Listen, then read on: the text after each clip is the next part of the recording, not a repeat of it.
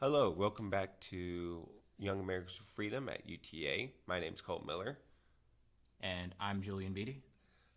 Today on today's segment, it's actually going to be a 30-minute segment, maybe a little bit longer. First thing we're going to talk about is bridging the gap. We were invited from NAACP, BSM, SGC, and also Turning Point to host the discussion panel on a couple of issues they brought it up. One of the issues one of the major topic issues that was brought up during that discussion was affirmative action. Uh, right now, I currently don't know too much information about that, but my friend Julian here knows a little bit more. So, affirmative action is a policy that is practiced by many universities in which special consideration is given to certain groups of people. The three main groups of people which are given special consideration are people of color, women, and people from low-income families. So, let's expand on this policy. So, why don't we talk about the argument that often people from these groups say that because we were disenfranchised, either historically, like in the case of African Americans through slavery or Jim Crow, or perhaps women in terms of voting rights, etc., or that why they think that we need affirmative action in order to correct those wrongs and even the playing field.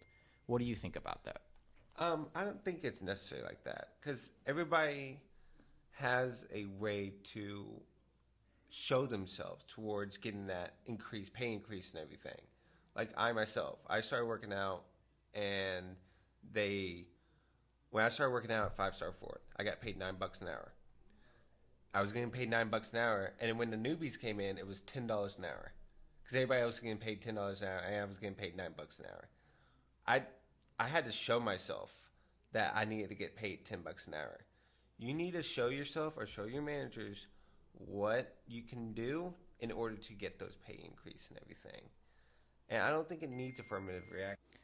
So I think when we talk about affirmative action, it's sometimes best to approach things from the perspective of what's the underlying issue here and how are various groups of people trying to address this.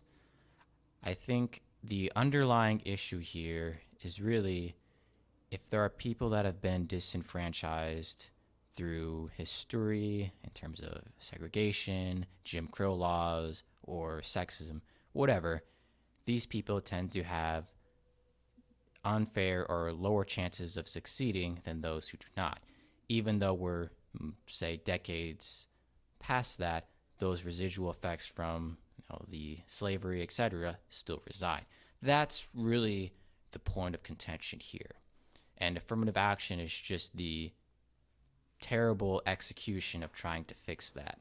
The most productive way to correct this problem is by considering something called individualism. I think even progressives and conservatives and just about every American can agree that regardless of your circumstances, if you can put in the hard work and you can attempt to do the best of what's given to you, then you should have an equal opportunity to achieve greatness. Now, that doesn't necessarily mean that you actually will, but you do have the opportunity here. However, when we're talking about who has terrible cards given to them, that's kind of where the discussion breaks down. Some of the more progressive people say that just inherently being black or being a woman is just a disadvantage.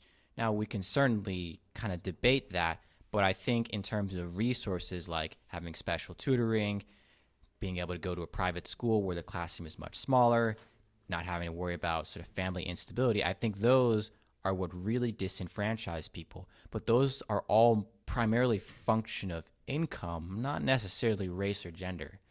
So in terms of what we should be giving special consideration for, I don't think that color and gender is really a wise decision. For instance, I'm an African American, and I had the privilege of going to the best private school in Sri Lanka for 3 years and the best private school in Tokyo.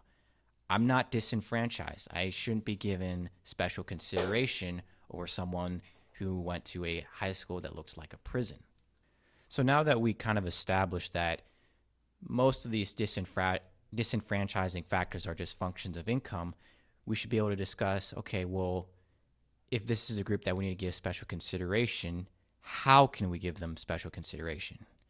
In my opinion, I don't think we need to have this very robust, consideration. I think that how we have it in Texas is actually pretty good. It's basically the top 10% rule, which is if you graduate in the top 10% of your high school, you have automatic admission into any public four-year university in Texas. And that includes our flagship UT Austin, which for the most part is the most prestigious public university in Texas, one of the most prestigious universities in America. And I think everyone can get behind that.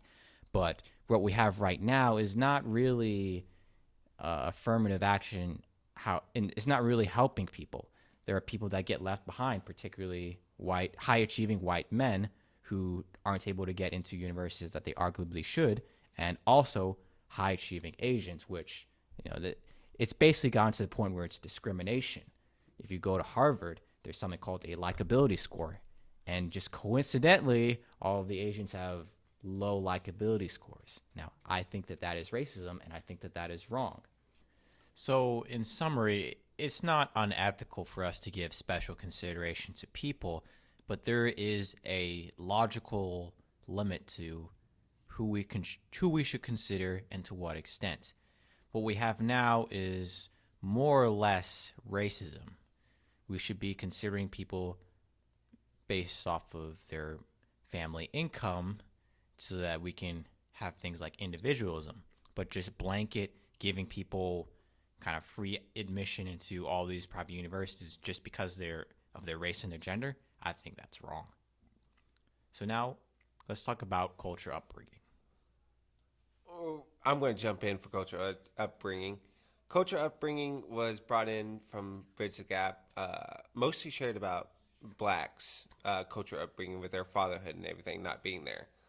And that kind of bogged my memory. I'm like, well, what about white or Asian or Viet culture upbringing? Because I'm white and my dad's a truck driver. So he wasn't there for most of my life. So I had to kind of symbolize somebody else as my another father some days. So having that kind of shocked me too. I didn't go into gangs or whatever. I went to elementary was all right.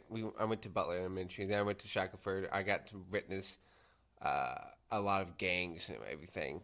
Got later started like that. Junior high school, and then Lamar hit high school, and we saw a bunch of gangs actually popping up there.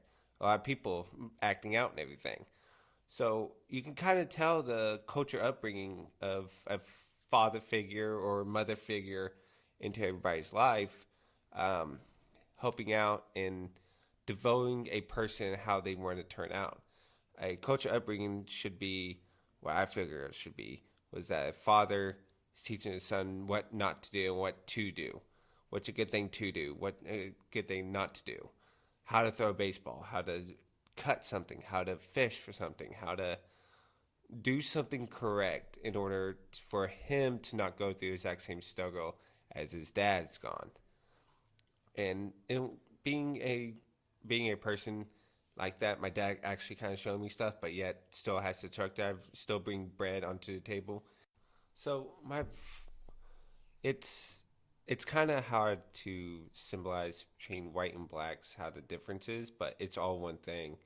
If a parent figure is missing out of a child's life, that child's going to change no matter what it is. No matter if it's black, white, Asian, it's going to change. It's going to be different from another person bringing with two family figures raising a child.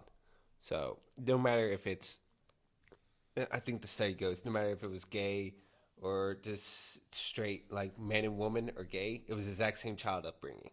But if you see one missing family member, mother or father and father, or wife and wife missing, if one is missing, then the child's going to change differently. Yeah, the father role model is a big, humongous influence in America's life, in America's upbringing. right and wrong, differences. It's one of the issues that everybody needs to address. Another good reference is a good reference from this is a song I kind of listened to. Is called "I'm Not Racist" by Jonelle Lucas. If you have a chance to listen to that song, I think that song actually brings up a big racial gap rather than father figure gap too. Julian right here is nodding his head a lot. He wants to bring up something too about this issue as well. Julian, will take it away. Sure.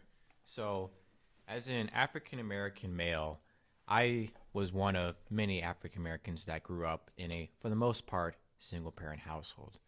And I think that we just need to look at the facts here. Especially in African American households, almost half of those families don't have a father figure in the majority of their children's life. So, people will try to debate whether or not that's important, but let's just kind of look at some brief statistics. In general, black sons without a black father are more likely to drop out of high school, more likely to be obese, more likely to abuse drugs or join a gang. These things are generally seen as bad.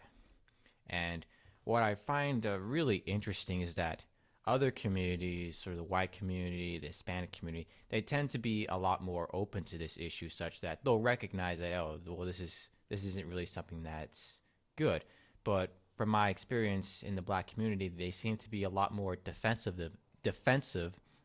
and say that, well, yeah, it's true, but even though we may not have a black father, it's not necessary, and these are other issues. And what I find disturbing is that they think that they can take the black father and they can compartmentalize him into various different role models, such as, okay, so well, we can take the black father male, we'll just get, Uncle Steve, he'll be the masculine part, and then we'll just take, another black person, and then he'll be, the black part. But it's not like algebra where you can just add things together. There's something inherently different when you have a black father in your relationship. Yeah, and father in any relationship, basically, there's always a certain missing subject, like a stepfather. He tries to be that fill in the shoe, basically, and sometimes they can and sometimes they can't.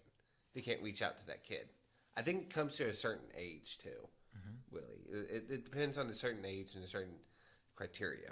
So, in summary, that was a clear understanding of what they were talking about and bridging a gap from both sides. The father figure is an important role. So our next topic issue that they brought up was, in Bridge the Gap, was the financial aid for college. Julian actually talked about a meeting about that for YAF. So take it away, Julian, and see what you got. So, the cost of education has been rapidly rising over the past 20 years, and for a lot of reasons. We can kind of get into depth in another segment about this. But from that stems the idea that the government needs to get more involved and need to be increasing financial aid to students so they can afford college and they have less loans. Now, that might sound good in theory, but, the world's a lot more complicated. From my research, I came across this sort of hypothesis, which has basically been verified. It's called Bennett's hypothesis.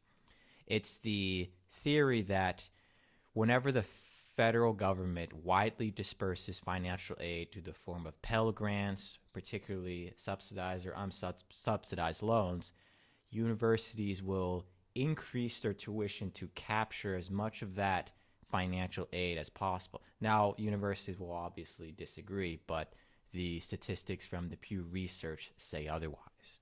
So this kind of gets us to a broader problem of, well, what's the role of financial aid? Pretty fun week YF had. Bridging the Gap, also doing the wall. There's going to be more later on this week. But to wrap it up, we finally have shirts. Mm-hmm. Julian has a shirt. Technically, he does not have a shirt, but I do. He wasn't there at his meeting. Where were you? In Las Vegas? Yeah, I was on a research conference. I'm a physicist, so do my research there. Didn't get the shirt. Don't worry, he's gonna get his. He was supposed to get it Wednesday, but he was a little busy. We're gonna get his next Wednesday or this week. Justin's on campus. He's gonna get it.